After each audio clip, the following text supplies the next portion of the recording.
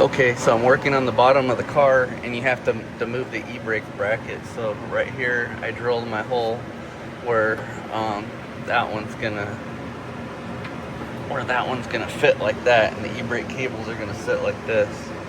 So I moved this right here, and these are immobile. They don't move; they're locked on. So I had to cut just a slit so I can bend it out and open it, and then cut it right here. So you have to cut it right here, and then cut a slit in the back so you can pry it up with a screwdriver and move.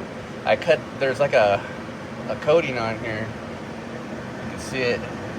It doesn't do anything, but I had to cut it with an X-Acto knife to move this over, and then move this over. This tunnel hasn't even been worked on. It was just all done from the top. That's why it looks so ugly. But I'm gonna weld all this. It's all gonna get welded in here. All that's gonna get welded. Right. Oops. Okay, so this is hard to film. In here, this is gonna get heated and hammered to the frame, and then it's gonna be shaved and then welded. Same thing on this side. Same thing right there. That's all going to be heated, hammered, and then it's going to be welded and fit to the frame. So see right here how that's going to be bent and then welded, and it'll look a lot cleaner. And then it's going to be primered, and then the rubberized undercoating. And then I'm done. But I'll show you how I do these. I drill a hole in them right here, and then I stick a nut like this, and I just stick it backwards like that, and then I prep it, and then I just tack weld it all the way around, and then I'll have my hole.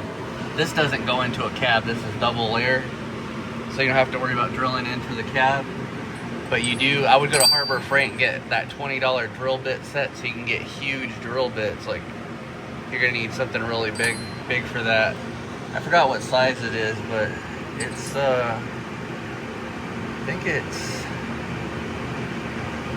yeah, I can't read it, but it's way bigger than 1/2 inch. I start out with 1/2 inch, but that's my progress on the under part. Okay, so here's the progress, and as you can see that?